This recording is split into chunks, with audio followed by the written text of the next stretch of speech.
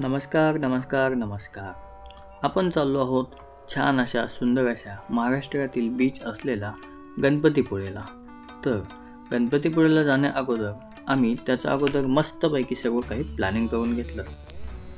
जाण्यासाठी आम्ही 6 जण होतो. 5 जण तर तयार होते, पण एक माणूस बाहेरून उद्या सकाळी येणार होता. तर मी तुम्हाला थोडीशी ओळख करून देतो. हा आहे केडी आणि हे आहेत बाकीचे 3 जण. दुसऱ्या दिवशी आम्ही 6 जण सकाळी लवकर उठून तयार झालो आणि निघण्याच्या जर्नीला सुरुवात करू लागलो. ही वेळ होती सकाळी 8:15 ही आपली बिल्डिंग आहे पोरांना मस्तपैकी. ही आपली रायडर, HF डिलक्स, हे त्याच्यावरचे पोरं रायडर आणि पिलियन आहेत इथं 2 जण. ही इथं काय ती सामान तुला आगचं.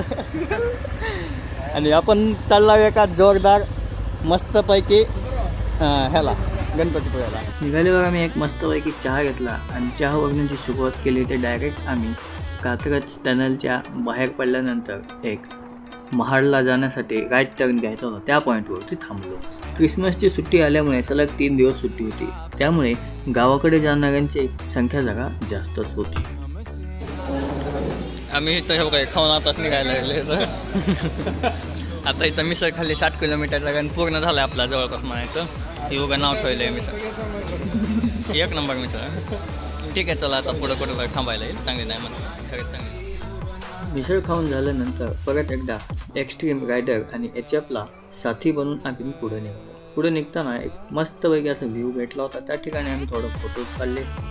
उठून आणखीन एकदा हा व्हिडिओ तुम्ही पहा.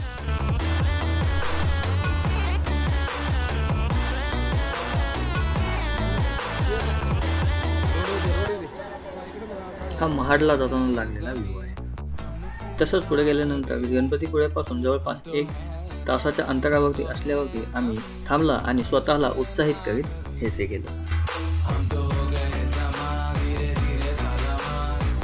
अशा ॲक्टिव्हिटीज करून आल्यानंतर आम्ही गणपतीपुळे येऊन रूम पाहिली आणि फ्रेश होऊन गणपती मंदिराच्या दर्शनाला गेलो. हा आहे गणपतीचे दर्शन, तुम्ही देखील करू शकता.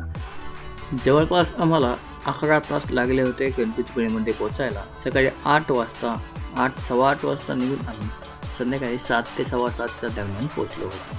हा रात्रीचा समुद्राचा आवाज जरा छानच वाटत होता. रात्री समुद्र तर काय दिसत नव्हता, तरी देखील फोटो काढण्याचा केविलवाना प्रयत्न हा आम्ही करत होतो. संध्याकाळी रूमवरती आल्यानंतर टाइमपास चालू होता.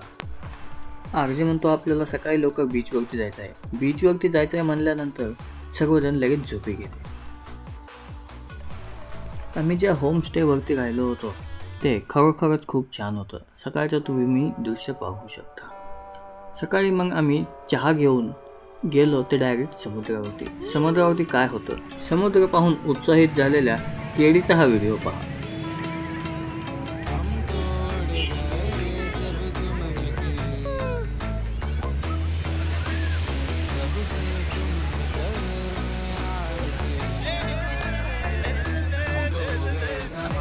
केडी म्हणतो माझा एक मस्तपैकी असा व्हिडिओ काढ, जेव्हा मी टाकून इंस्टाग्रामवरती होईल व्हायरल इन्फ्लुएन्सर.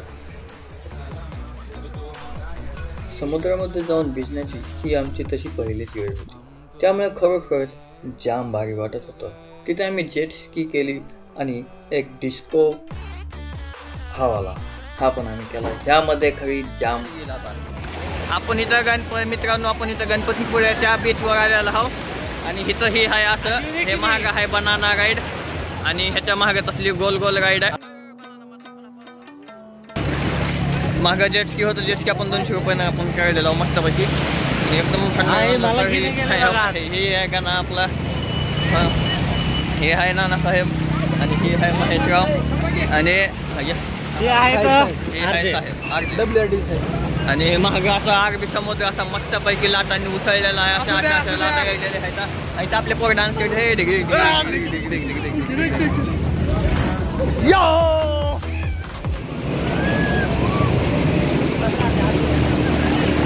तिथे एक माणूस आहे. हवा ते आहे, त्याला काय गाडी नेलं, गाडीची पण चालली गावंडच झाला. त्याला वापस आणलं.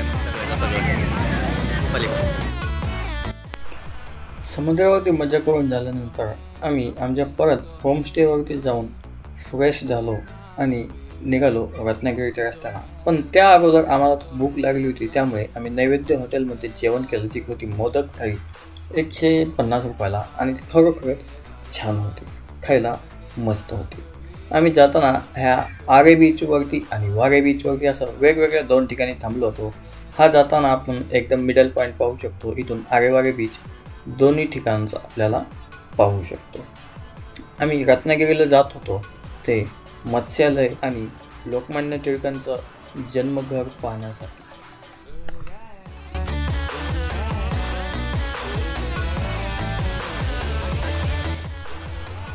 हे मत्स्यालयामधले काही दृश्य आहेत, काही मासे आहेत, ते तुम्ही पाहू शकता.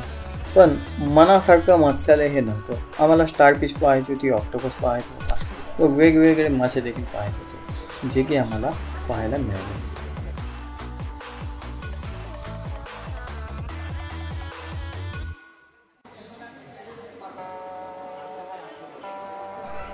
मत्स्यालय पाहून झाल्यानंतर आम्ही थेट गेलो लोकमान्य टिळकांच्या बर्थ प्लेस पाहण्यासाठी. लोकमान्य टिळकांच्या जन्मस्थळाच्या इथं आहे, पण हे जरा इथं काम चालू आहे त्याच्यामुळे बंद आहे. हे पोरं वगैरे थांबलेत वाट बघा.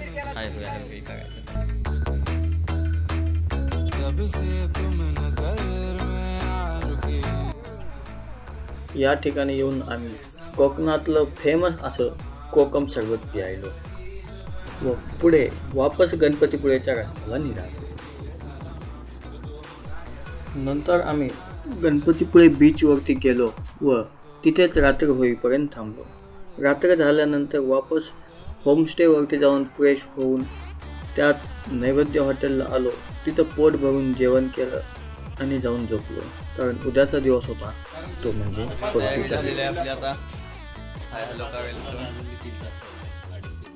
9:30 आपण निघायला इथून जायचं आता पुण्याला. वापस निघण्याची आमची सर्व तयारी झाली होती आणि जो व्यक्ती जायच्या दिवशी आला होता त्याला वापस पण जायचं होतं, त्यामुळे त्याची सोय करून दिली. आम्ही सगळेजण प्रवास करून दमलो होतो, थकलो होतो. गणपतीपुळेत जाऊन आम्ही ज्या आठवणी गोळा केल्या होत्या त्या मात्र आमच्यासोबत सदैव ताज्या तवाने आणि कायम राहतील. यात कोणतीही आणि कोणालाही शंका नव्हती.